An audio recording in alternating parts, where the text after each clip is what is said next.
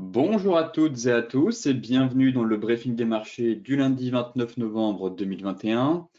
Avant de débuter, je vous laisse prendre connaissance de l'avertissement légal sur les risques.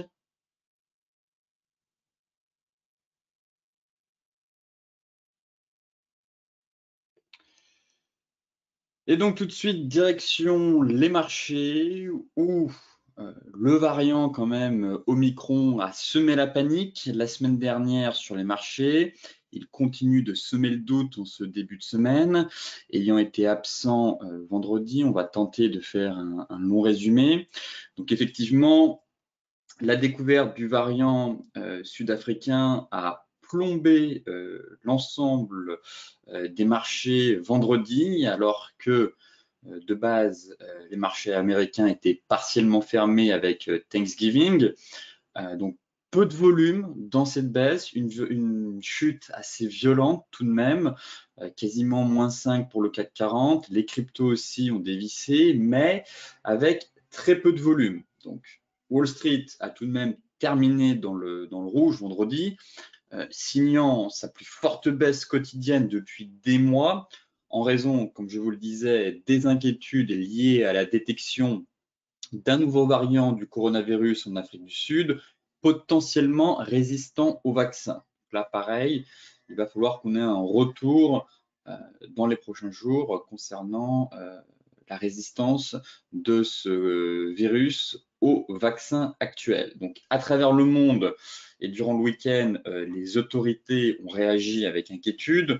Vendredi, après la découverte d'un nouveau variant de coronavirus en Afrique du Sud, poussant l'Union européenne et la Grande-Bretagne, notamment à renforcer les contrôles aux frontières, tandis que la communauté scientifique, justement, cherche encore à savoir si ce variant est résistant au vaccin.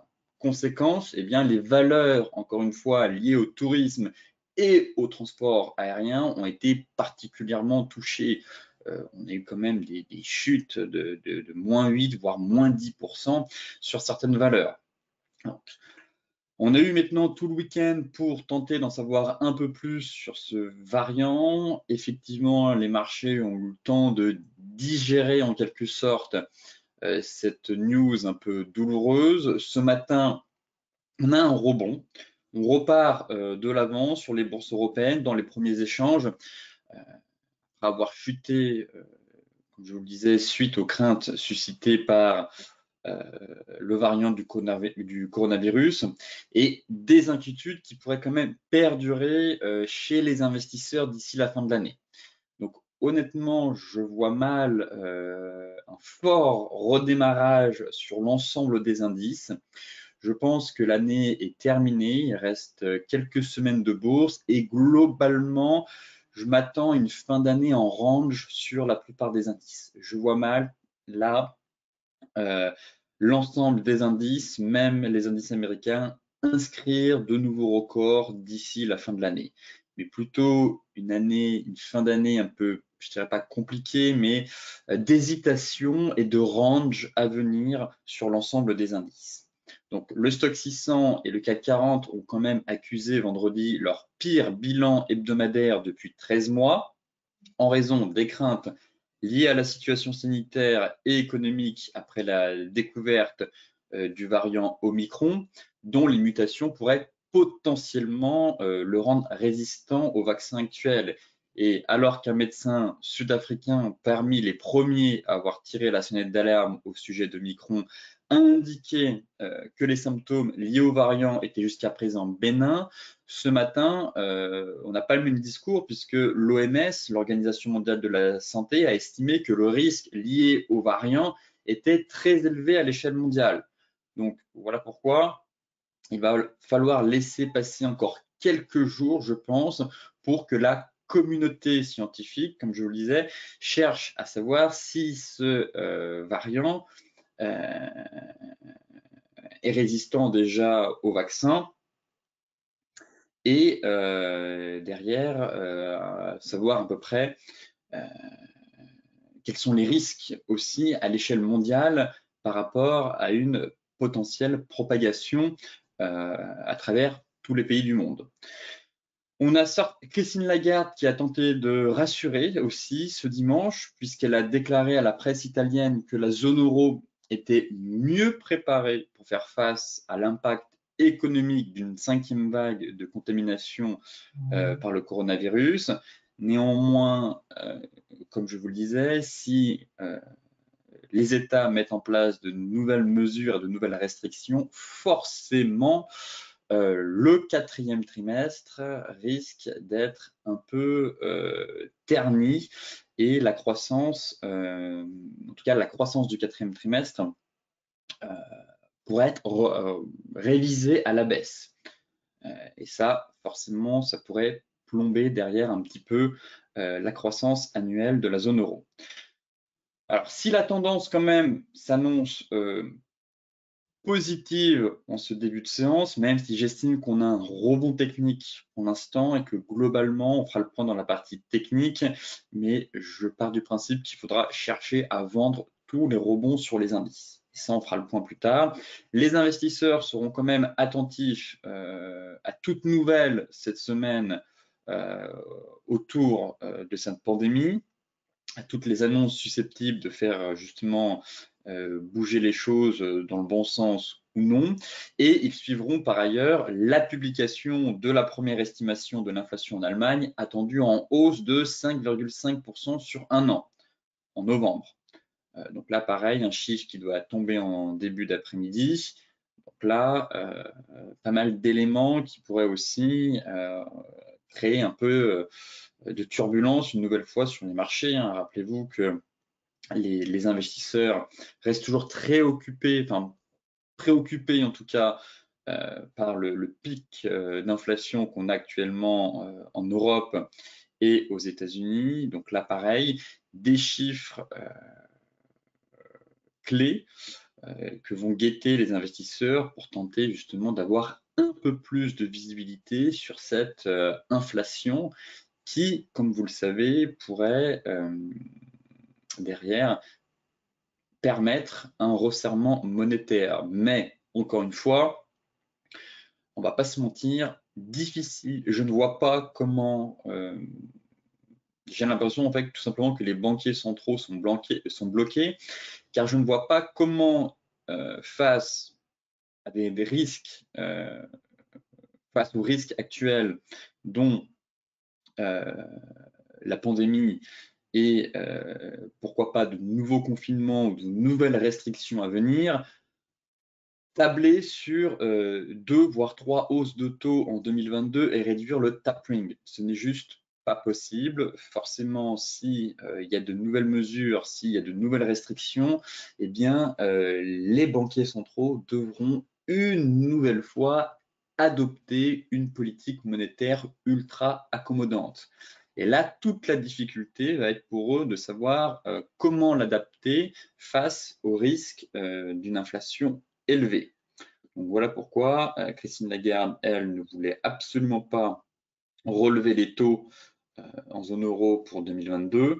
Effectivement, qu'on voit au vu du contexte actuel, cela me paraît très clairement impossible, même aux États-Unis, qu'on ait 2 hausses, voire 3 hausses de taux en 2022. Donc là, pareil, une année à venir qui s'annonce compliquée à la fois pour les marchés, mais aussi pour les banquiers centraux. Ici, c'est un graphique qui représente les pics de volatilité par rapport à l'Eurostock 50. Donc l'Eurostock 50, c'est un indice de référence en Europe qui regroupe quand même les 50 plus grosses valeurs. C'est un peu le S&P 500 européen. Bon, généralement, je préfère comparer le stock 600, l'Eurostock 600 au S&P 500 pour donner un repère, mais c'est lui aussi, on peut le considérer un peu comme un indice de référence européen, en tout cas comparable un peu au S&P 500 américain. Donc ici, on a eu un énorme pic de volatilité. Encore une fois, ce qui m'a dérangé dans cette chute, c'est qu'il n'y avait absolument aucun volume. Généralement, on a énormément de volume quand on a des grosses séances de purge ou de baisse, et ici, les volumes étaient vraiment ridicules, j'ai trouvé.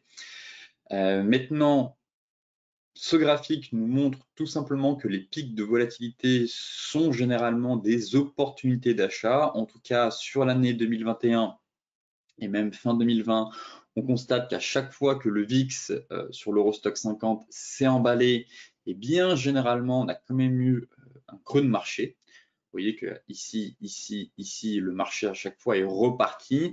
Néanmoins, je me montre un peu plus prudent en cette fin d'année, car j'estime, comme je vous le disais en introduction, que l'année est quasiment bouclée, si vous voulez. Il reste à peu près 3 semaines de bourse. Généralement, la dernière semaine de décembre, il ne se passe absolument rien.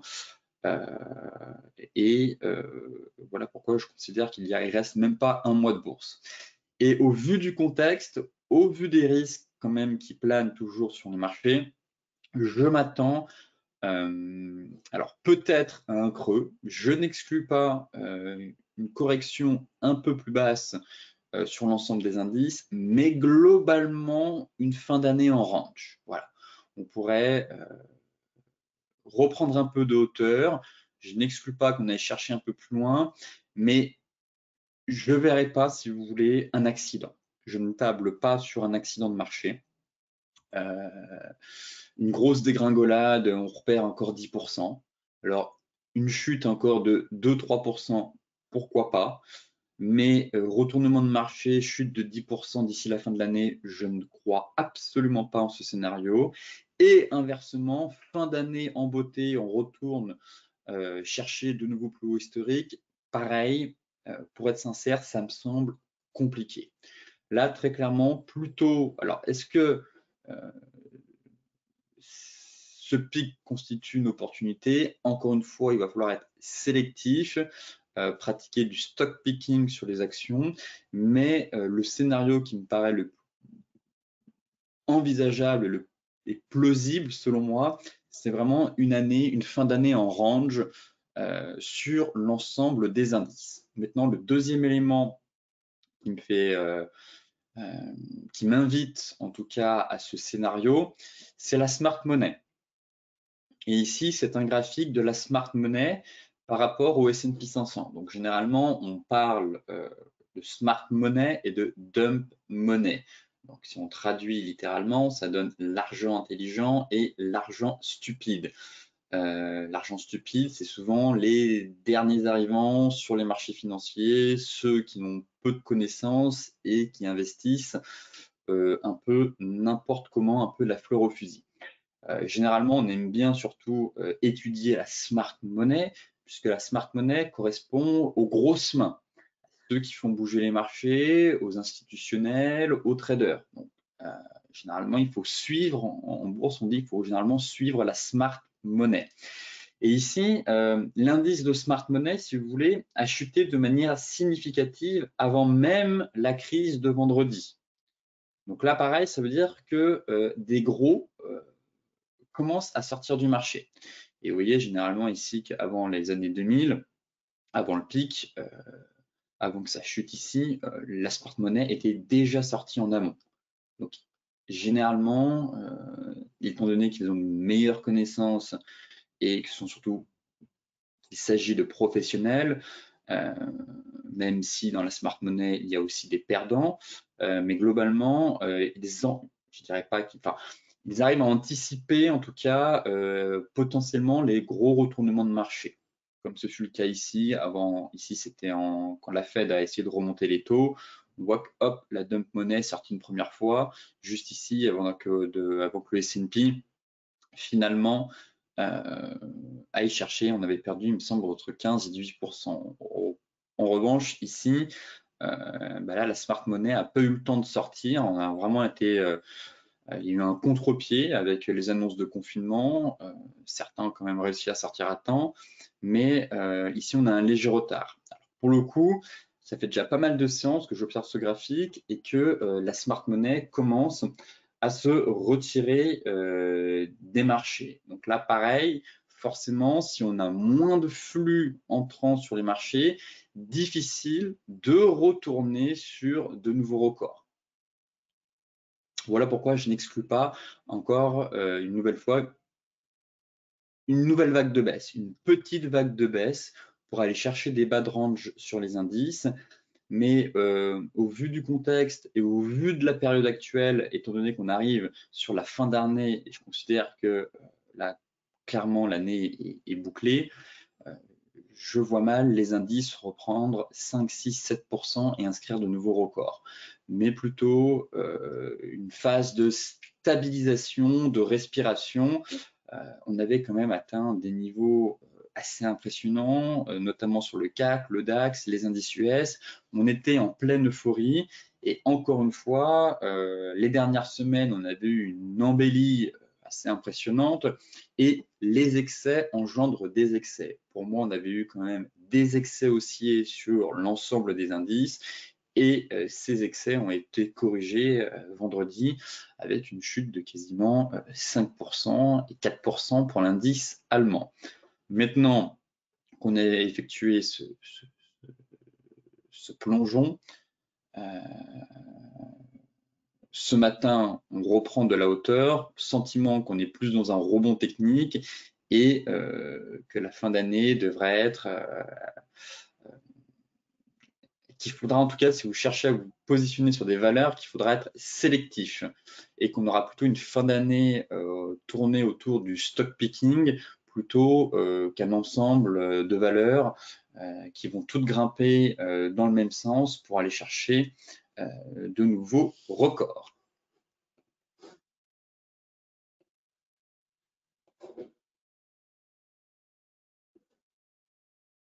Côté graphique, justement, donc,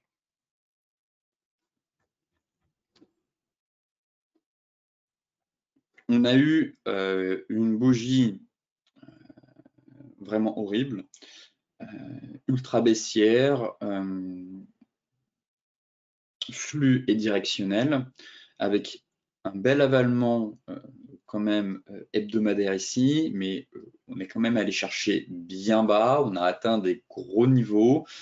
Sur le CAC, comme je vous le disais, je n'exclus pas encore une petite baisse pour aller chercher 6650, 6685. Je vais vous donner je vais vous expliquer pourquoi. Mais je ne tape pas vraiment sur d'ici la fin de l'année un retournement en direction des 6250 points, par exemple. Peut-être que plus tard, on viendra chercher cette bande basse de canal, mais soit un range de 200-300 points, soit une petite baisse à aller chercher, puis range jusqu'à la fin de l'année. Voilà en tout cas le scénario que j'ai jusqu'à fin décembre. Maintenant, les niveaux à aller chercher, ce serait je vais enlever l'Ishimoku, ce serait le comblement du gap, ici. On a un gap à venir chercher vers les 6700 et le deuxième gap, ce serait ici. Donc 6600, au mieux, au pire plutôt, ce serait 6600 et un niveau intermédiaire à 6700. Ici, on a eu un gap de rupture. Très clairement, quand on a un méga gap comme ça, on est venu fermer, rappelez-vous, je vous disais, le marché a une mémoire, ce gap mensuel va être refermé tôt ou tard. Je ne m'attendais pas à ce qu'il soit aussi vite refermé, mais je vous disais de garder en tête ce niveau et que le marché allait venir le refermer. C'était un gap mensuel et les gaps mensuels et trimestriels sont refermés 95, j'ai envie de même dire 99% du temps. Donc là, c'est chose faite. Intéressant de voir en plus comment s'est construite cette dynamique, c'est qu'on a ouvert avec un méga gap baissier et derrière, le rebond qu'on a eu au cours de la séance, c'était justement pour venir fermer ce gap. Donc là, on a atteint un gros niveau majeur. Normalement, j'étais toujours vendeur et je vous disais de mettre votre stop à break-even. Donc j'espère que vous avez quand même largement pu prendre votre TP2, voire le TP3. J'avais comme objectif un TP2 à 6900 et pourquoi pas, je vous parlais de ce TP3 en comblement du gap. Bon, on est allé chercher bien plus bas. Ici, fin du trade vendeur. On a atteint des objectifs majeurs. Place au rebond technique, mais je considère maintenant qu'il va falloir chercher à revendre les rebonds du CAC 40. En tout cas, c'est la stratégie que j'ai pour tenter d'anticiper le range à venir ou sinon aller chercher les différents niveaux.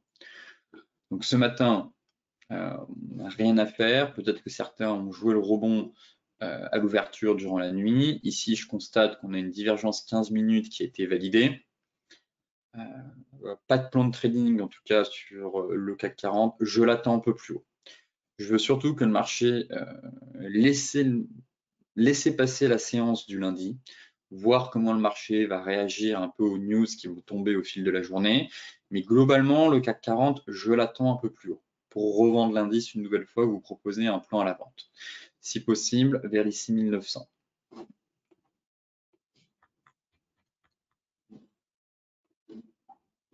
Voilà. Ici, c'est vraiment la zone de neutralité.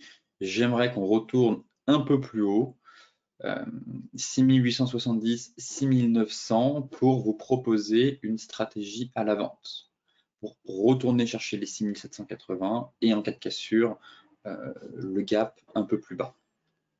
Juste ici, pardon, celui-là, qui n'a pas été comblé vers les 6700 points. En tout cas, voici ma stratégie sur le CAC. Pour l'instant, pas de précipitation. Attendons de voir comment les US vont réouvrir à 15h30, étant donné que la séance de vendredi était écourtée, vu qu'il y avait Thanksgiving, et donc forcément très peu de volume sur les marchés. Donc voilà pourquoi je veux laisser passer cette première séance. Je pense qu'on est dans une séance de rebond technique, mais je ne verrai pas une reprise, comme je vous le disais. Plutôt un rebond qu'il va falloir chercher à vendre, et ensuite, grosse phase de stabilisation dans un range d'ici la fin de l'année. Pour le DAX, c'est exactement la même stratégie, le bull trap. Là, c'était vraiment magnifique. Finalement, ça confirme le scénario que je vous disais. En cas de réintégration sous les 15 800, bull trap, et on retourne dans le range. Donc là, c'est le scénario qui est vraiment en train de se dessiner. Bull trap, retour dans le range. Donc là, je vais enlever l'Ishimoku. Pareil, on était vendeur toujours. Suite à l'avalement baissier, il y a eu une prise de bénéfice de TP1 ici sur les 15 008. Je vous avais dit de mettre votre stop à break-even et d'attendre de voir si le marché allait enfoncer ce support. Donc là, pareil, mon objectif, mon TP2, serait clairement, c'était ce niveau-là. C'était le comblement du gap. Bon, on a fait un énorme gap baissier, gap de rupture, on allait chercher bien plus bas.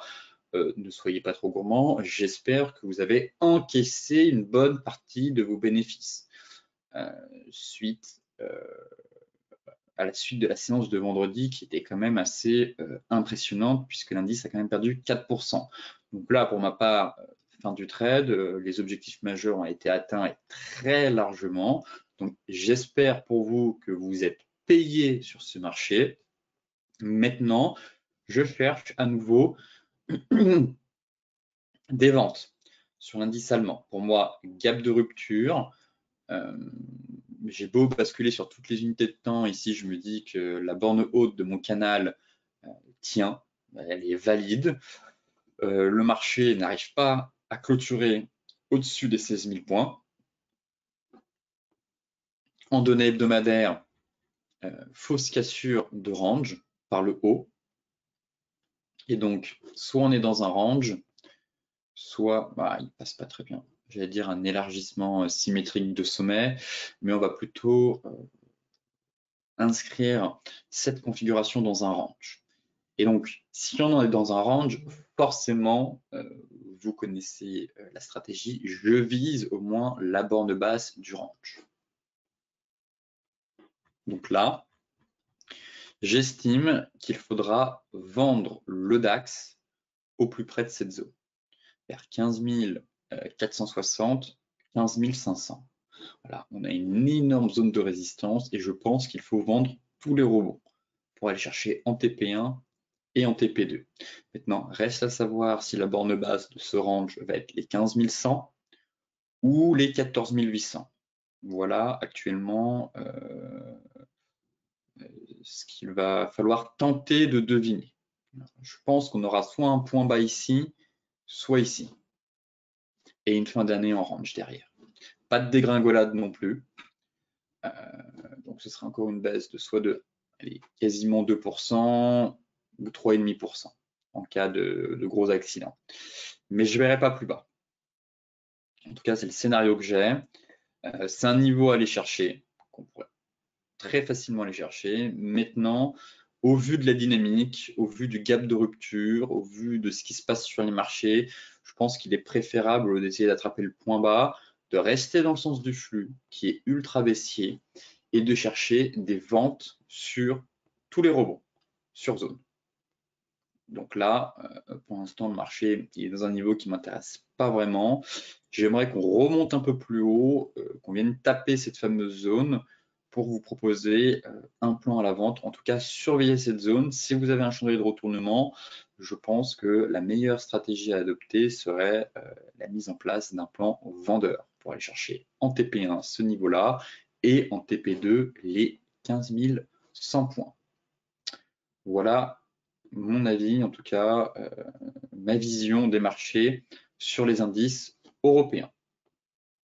Le Dow Jones, c'est à peu près pareil. Le Dow Jones, on est sur un gros niveau de support. Là, pareil, on est en train de faire le rebond sur les indices, sur les futurs. Donc, on va quand même basculer en données hebdomadaires, voir un peu la bougie. Donc, bon, la Kijun finalement n'est pas enfoncée. Elle va tenir, on va ouvrir avec un gap haussier cet après-midi à 15h30 normalement. Pour l'instant, pas d'alerte baissière, il n'y a rien de dramatique, je trouve, sur les indices, notamment les indices américains. En données daily, on est sur un beau niveau de support. Voilà. Enfin, on est venu taper un très beau niveau de support. Donc là, c'est la zone, ça va être le pivot clé. Ça va être le pivot clé à surveiller sur le cash. Un peu plus bas. Donc ici, pour moi, c'est le pivot clé de la semaine, vers les 34 785, 34 800. Et effectivement, si on enfonce ce niveau, je viserai l'AMM 200. Et pourquoi pas sur Excel, la borne basse du canal. Pareil, c'est un peu la stratégie que j'ai avant d'entamer un range. Donc là, doucement sur les ventes. Il faudrait que le marché enfonce ce niveau. Et pour l'heure, on est de nouveau de retour sur une zone, sur une grosse zone technique. Donc là, on est sur un rebond. Donc j'attends de voir maintenant si la zone va tenir ou pas. Donc, pareil, pour l'instant, rien à faire. Attendons l'ouverture à 15h30. Pas de précipitation sur les marchés, toujours. Les Américains reviennent d'un long week-end de 4 jours. Donc, laissez le temps au marché de digérer tout ça. Ne soyez pas impatients. Si on regarde le Dow Jones, on est dans la zone. Donc là, j'ai prolongé les fameuses zones, mais elles sont franchement pertinentes. Là, on est dans la zone haute et j'attends. J'attends de voir la réaction du marché. Si on casse ce niveau, eh bien, très bien, vous connaissez la stratégie, c'est d'aller chercher MM 200 dans un premier temps, et pourquoi pas sur Excel, borne basse du canal. Certains ont peut-être tenté des achats durant la nuit, pourquoi pas, penser à prendre des bénéfices sur ce rebond. On est maintenant dans une zone de résistance. Si je bascule en données 4 heures, on pourrait aller chercher peut-être la Kijun. Là, ce que je vais surveiller maintenant, c'est surtout en données 15 minutes, le range. Voilà, c'est ça qui va m'intéresser. On a un beau range en données 15 minutes, juste ici, qui s'est formé durant la nuit.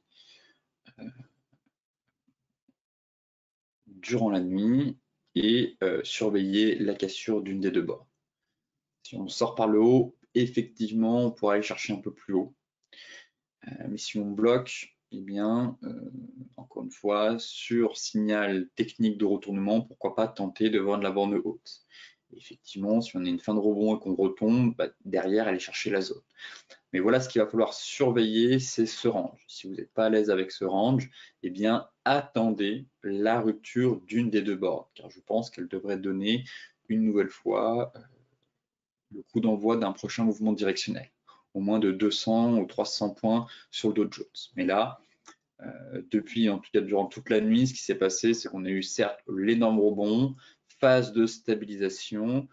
Maintenant, je surveille ce range et voir à l'ouverture si le marché va se décider à franchir l'une des deux bornes.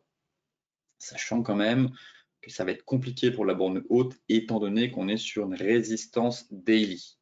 Donc, voilà pourquoi, et qu'on a un fort flux baissier, j'ai tout de même envie de privilégier les ventes sur l'ensemble des indices au vu du contexte, au vu de la dynamique et au vu des énormes gaps de rupture qu'on a eu sur l'ensemble des indices.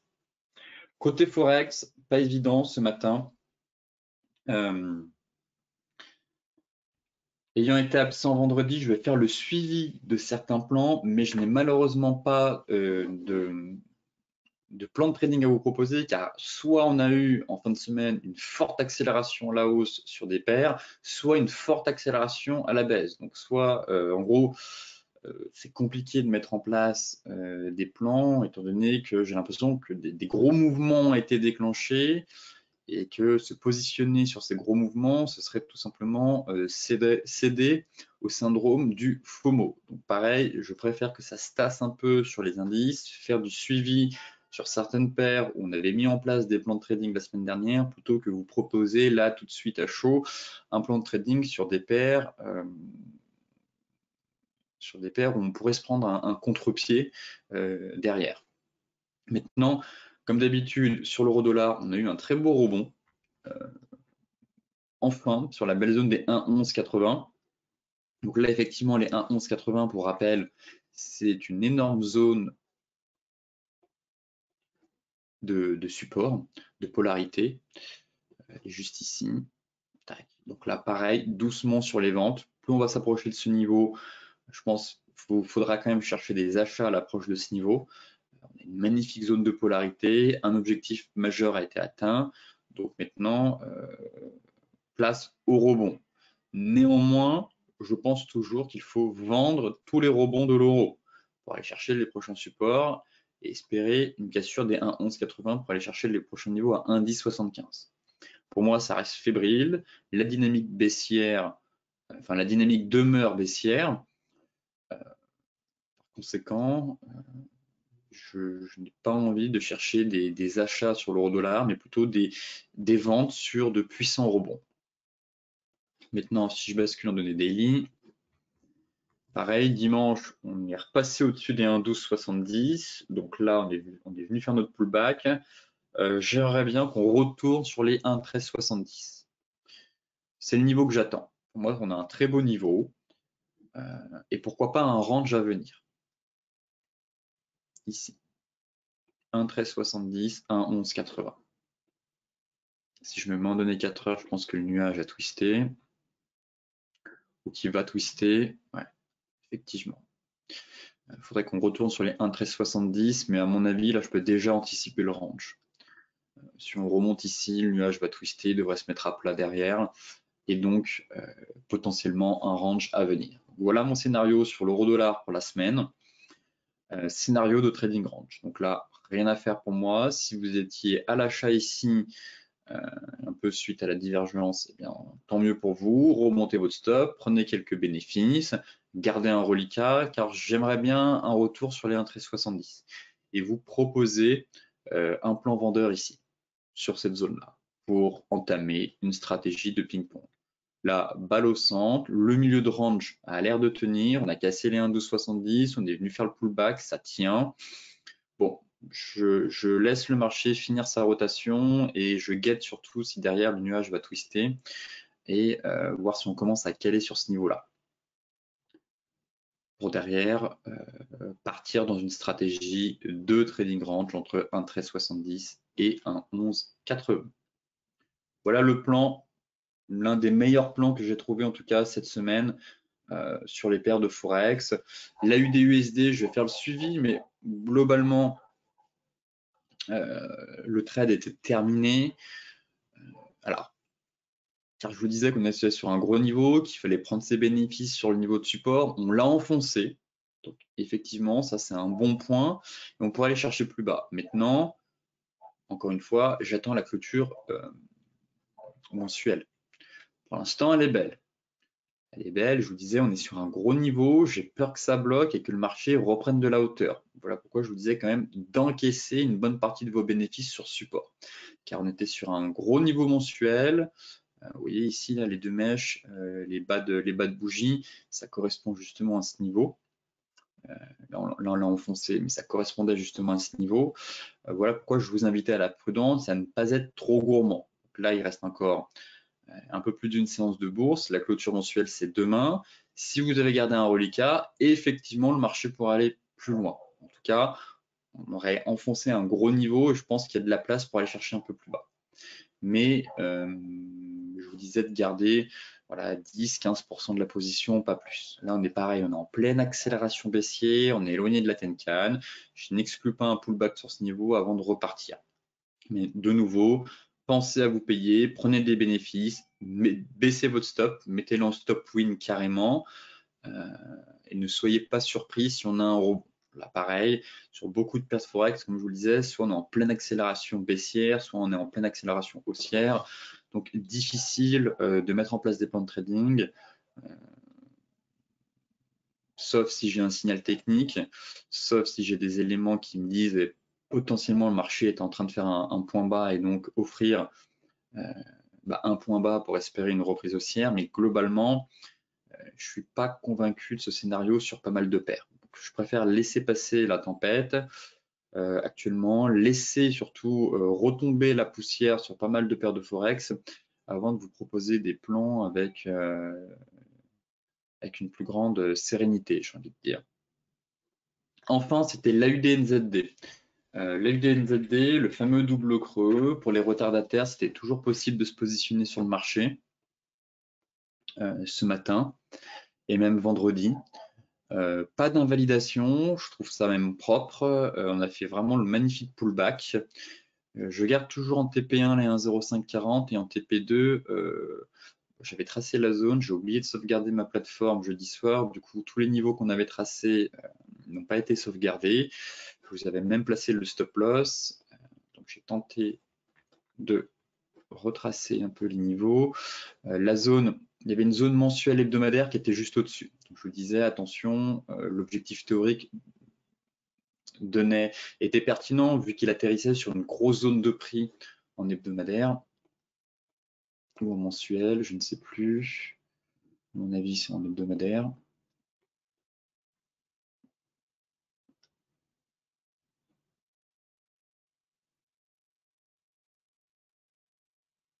Ouais, c'est par ici, il y a une belle zone à aller chercher.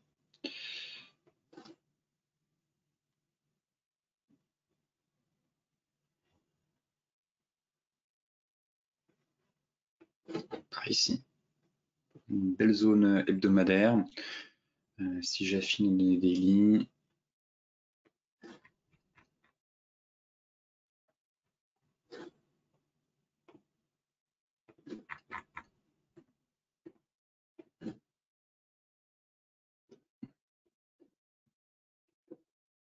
un 0,540.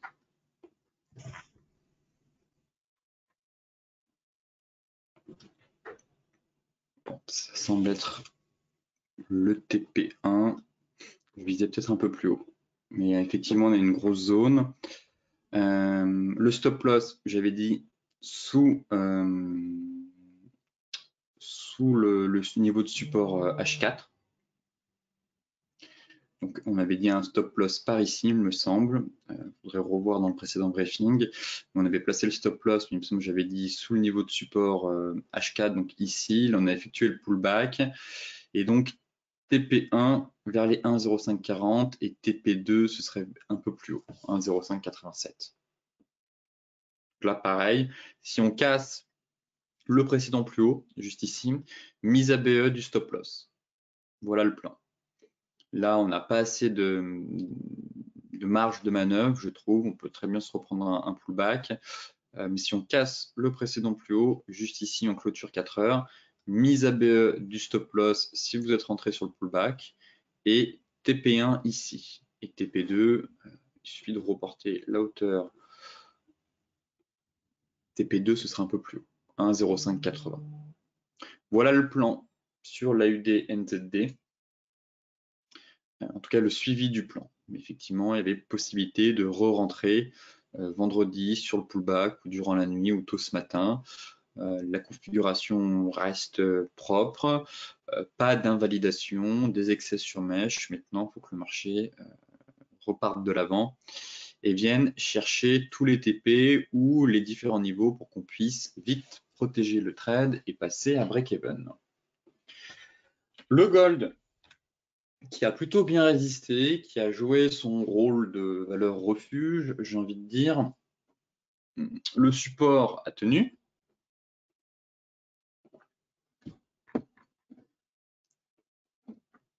Alors, pour rappel, on a un très beau niveau de support ici, hein, c'est le niveau de support hebdomadaire des 1785, 1797, 1795. Bon, ça a tenu. C'est un bon point, malgré le bull trap. Je considère toujours qu'on a eu un bull trap et que l'once d'or reste fragilisée. Néanmoins, les opérateurs quand même, enfin, le métal jaune a quand même joui de son statut de métal refuge.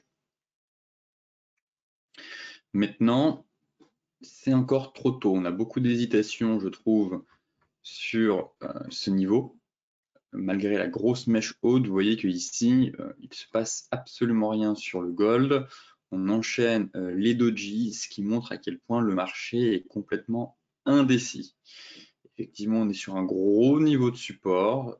Ça peut être une opportunité aussi de tenter de payer ce niveau avec un stop loss ici, mais à protéger très rapidement dès que ça part. Pour ma part, je préfère rester à l'écart.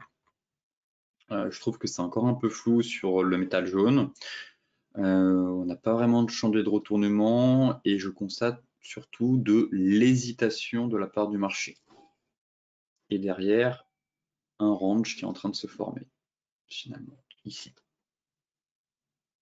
Donc là, j'attendrai encore un peu plus bas sur le gold pour tenter des stratégies à l'achat. On a toujours cette oblique haute, cette oblique haussière qui vient soutenir les prix. Mais le bémol, ce sont les bougies daily qui ne sont pas du tout convaincantes et qui n'invitent pas à un redémarrage aussi. Au contraire, beaucoup d'hésitation de la part du marché. Tant que la zone de support tient avec l'oblique, c'est un bon signe. Si on pourrait avoir une stabilisation et derrière un peu une bougie flux en données 4 heures qui permettrait de déclencher un flux haussier, eh bien pourquoi pas se repositionner, enfin tenter des achats avec un stop loss juste en dessous, ici pour retourner sur les 1830. Mais pour l'instant, je trouve ça un peu fébrile. Que ce soit en données 4 heures ou en données daily, le marché n'est pas convaincant, très clairement. Vous voyez qu'on a beaucoup de mèches hautes, beaucoup de mèches basses, ce qui caractérise un marché en pleine hésitation. Donc pareil, je vais laisser retomber un peu la poussière sur le gold et attendre de voir cette semaine si au contraire les opérateurs s'intéressent de nouveau aux métaux précieux. Mais effectivement, la bougie de vendredi, malgré la grosse baisse, on n'a pas eu de prise de bénéfice, rien. Au contraire, l'or a plutôt bien résisté. Donc ça, c'est un bon point pour la suite. Alors peut-être pas à court terme, mais à moyen long terme, c'est quand même un bon point pour espérer derrière une reprise plus soutenue dans les semaines et les mois à venir. Le pétrole, donc là pour le coup, ce fut la débandade, très clairement. On a eu une chute impressionnante du pétrole, moins 12. Le pétrole, forcément, je me méfie, certes, mais je pense qu'il a du plomb dans l'aile, là, très clairement. Et que la bougie d'ici me laisse perplexe. Alors, il y a deux choses qui je suis tiraillé, si vous voulez, par deux éléments, entre la bougie flux baissière directionnelle, très clairement qui invite une correction plus profonde à venir, et l'absence de volume. En fait, si on regarde cette bougie, moins 12, il y a zéro volume. Je suis pas convaincu non plus de cette bougie finalement, comme sur beaucoup que ce soit comme sur les indices. Voilà pourquoi je pense qu'on n'aura pas une baisse plus violente à venir, car en fait la chute s'est effectuée avec zéro volume sur pas mal d'actifs. Et généralement, quand il n'y a pas de volume, eh bien, ce n'est pas convaincant. Derrière, ça veut dire qu'il n'y a pas de relais, si vous voulez. Et donc, il y a peu de chances que la baisse s'accentue. Maintenant, sur le pétrole, le deuxième élément où je suis un peu plus perplexe, c'est la sortie par le bas de ce canal. Donc là, j'ai le sentiment que notre dynamique haussière est fragilisée, est en train d'être fragilisée. On avait un beau canal haussier de long terme qui cadrait la dynamique. Et là, cassure par le bas, on est juste en train de venir faire le pullback.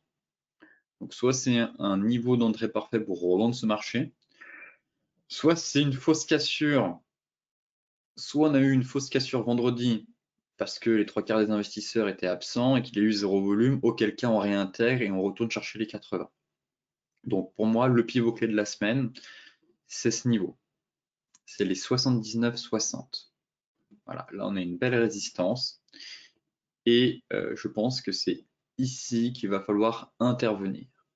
Donc pareil, j'attends l'ouverture à 15h30, voir si les marchés américains vont soutenir ce rebond ou pas du tout, auquel cas il faudra surveiller sur des unités de temps plus courtes des chandeliers de retournement. Car si c'est un pullback, eh bien je vise plus bas, 70,20 et 67,50 sur le pétrole.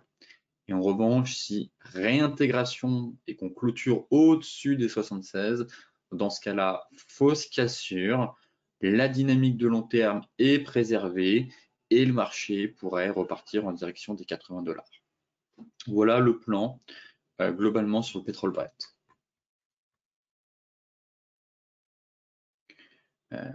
En données 4 heures, on a quand même eu une belle bougie en piercing pattern, mais on est sous résistance. Donc là, affaire à suivre, et j'ai hâte de voir la clôture, surtout ce soir.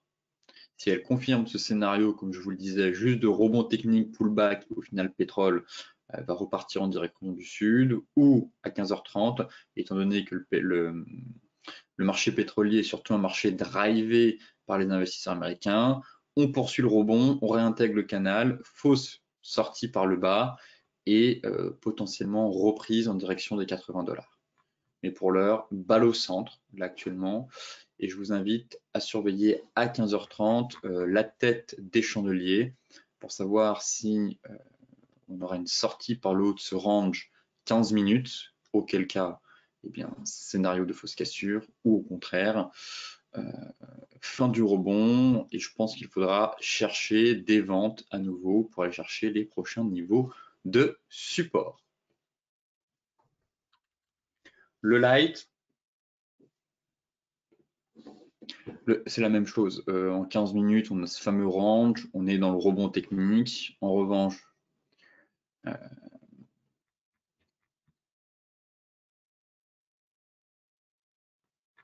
l'oblique est un peu plus haut. On est sous résistance aussi, mais l'oblique, elle, la fameuse oblique, on n'avait pas de canal de toute façon haussier, mais le niveau de l'oblique est plus haut que sur le Brent.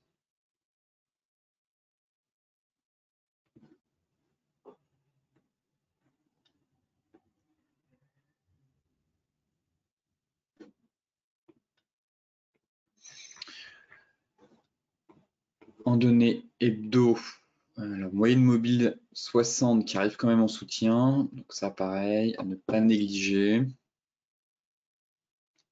Encore une fois, je préfère la structure sur le Brent que sur le WTI. Bon, laissons le rebond technique se faire et voyons ce qu'il a dans le ventre surtout.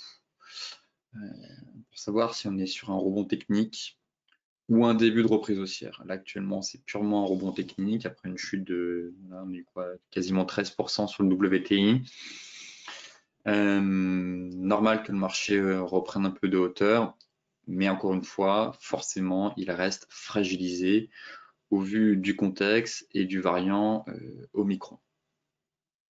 Donc voilà pourquoi je reste à l'écart et j'attends de voir un peu comment les investisseurs américains vont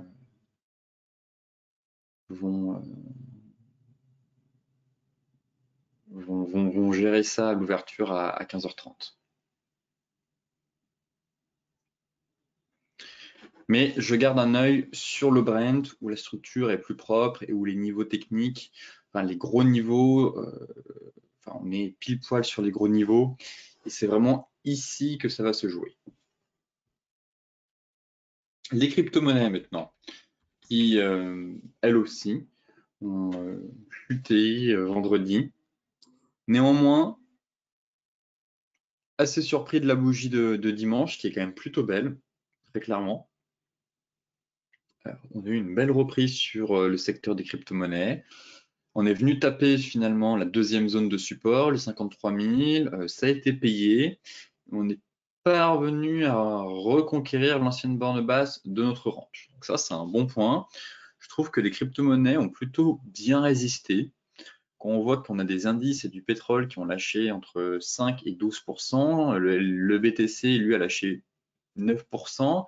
Et derrière, belle reprise. Ce matin, on a failli complètement annuler toute la baisse de vendredi. Et si on regarde l'Ethereum, il n'y a pas d'inquiétude à avoir. Je trouve que le marché préserve vraiment bien les gros niveaux de support et que les cryptos, finalement, ont bien résisté malgré la débâcle qu'on a eue vendredi soir. Donc là, pareil, BTC toujours fragile. Effectivement, c'est lui qui me dérange un peu au vu de sa dynamique. Néanmoins, on n'est pas non plus en bear market, c'est pas la fin du monde toujours, ça tient plutôt bien. Effectivement, on a une sous-performance. Ce serait bien qu'il reprenne assez rapidement un peu de hauteur, mais globalement, rien d'alarmant, je trouve. La clôture weekly n'est pas horrible, pas du tout. C'est bien repris durant le week-end, justement, donc ça, c'est un bon point. Il faudrait qu'on repasse au-dessus des 58 350. Là, effectivement, ce qui me dérange, c'est qu'on est sous ce niveau-là. Donc ça, c'est vraiment le point négatif, ce qui montre à quel point le BTC sous-performe et bat de l'aile, j'ai envie de dire, mais ça reste haussier. En tous les cas, il n'y a pas d'inquiétude à avoir. C'est pas la fin du monde, on n'est pas entré dans un bear market. Donc pour l'instant, tradons ce que nous voyons. Et là, sous-performance de l'actif à court terme, mais ça reste haussier. Maintenant, j'aimerais qu'on repasse au-dessus des 58 350 $. Et là, ce sera un bon point. En fait, si vous voulez, il faudrait que le marché repasse en fait au-dessus de son point haut d'ici. Si toutes les cryptos parviennent à reconquérir les plus hauts de vendredi et cassent leurs plus hauts, je m'attends à une forte reprise haussière sur l'ensemble du secteur. Et là, ce sera vraiment un très bon point. Donc, effectivement, durant la nuit de samedi à dimanche, de dimanche à lundi plutôt, on a eu une belle reprise. Maintenant, il faudrait que le BTC parvienne à casser ce niveau-là. Donc forcément, repartir au-dessus des 58 350. Et là, ce serait un très bon point pour la suite.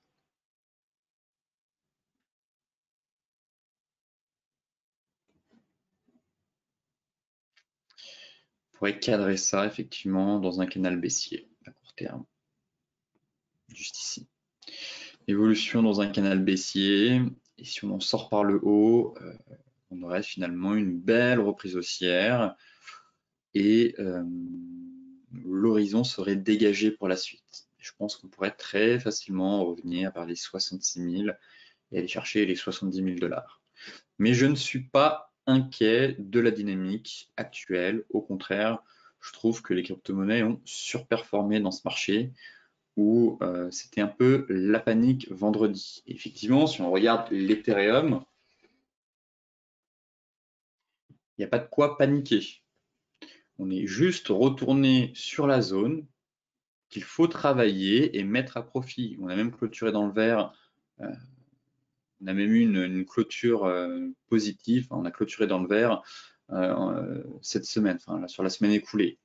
Et la zone a encore tenu. Donc encore une fois, une zone de support à mettre à profit. Donc j'espère que certains d'entre vous avaient bien tracé cette zone et ont réussi à tenter quelques achats sur cette fameuse zone qui n'a pas changé. Et là, on est dans un plus gros range. Et même constat, ce qu'il va falloir faire maintenant sur l'Ethereum, c'est casser les plus hauts. Si on casse les plus hauts ici, direction 4840 et 5235. En tout cas, je trouve que l'Ethereum a plutôt très bien résisté. Les gros niveaux de support ont été préservés. On aurait franchement pu clôturer sous ce niveau. Donc là aussi, ça aurait fragilisé l'Ethereum. Mais au final, les acheteurs, sont quand même très présents sur ce gros niveau de prix. Pareil, fausse cassure de la MM50, c'est repris derrière. Donc maintenant, il faut qu'on sorte de ce range. Je pense qu'on a un peu un gros range. Ici, on a une fausse cassure par le haut. Alors oui, je vais nettoyer tout ça. Pour moi, le nouveau range sur l'Ethereum en données 4 heures, c'est celui-ci.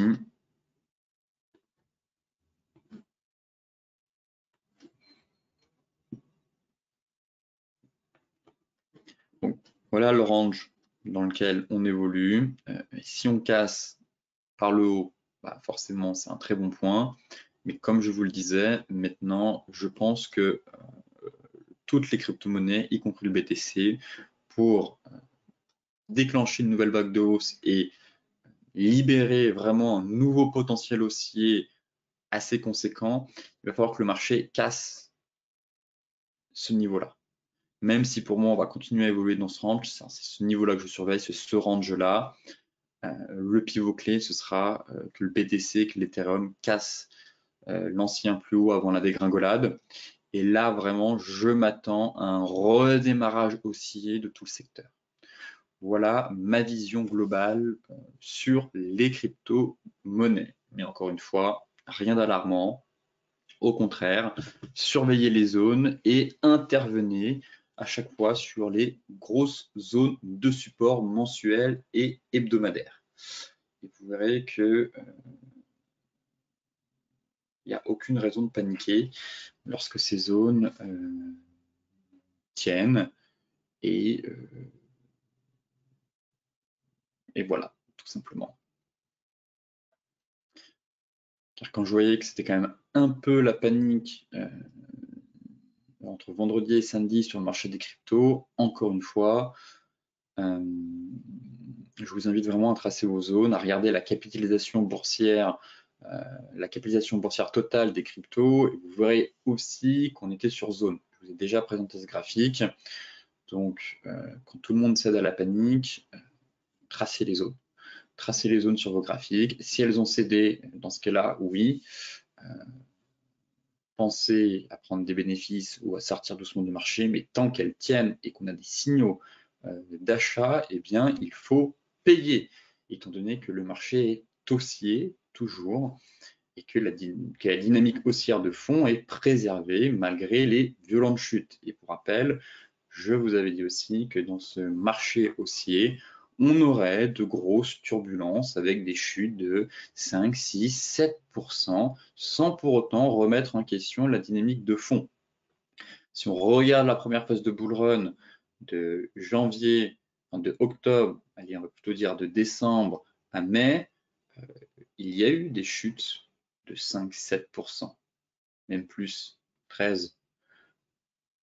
Alors celle-là était assez violente, mais 8%, 11%, et pour autant le marché était haussier. Là, c'est la même chose, hein. Si on traçait les zones étaient préservées. Sur le BTC, c'est la même chose. Je le trouve certes un peu fragile, mais la dynamique demeure haussière. Ici, c'est la même chose. Tracer les zones. S'il y a des chutes des 10-15%, eh bien, mettez-les à profit si les zones sont atteintes et que le marché ne les enfonce pas. Mais globalement, je continue d'être haussier sur l'ensemble des crypto-monnaies. Sur ce briefing des marchés touche à sa fin. Comme d'habitude, je vous souhaite une excellente journée, de très bons trades et je vous dis à demain pour un nouveau point complet sur la planète finance.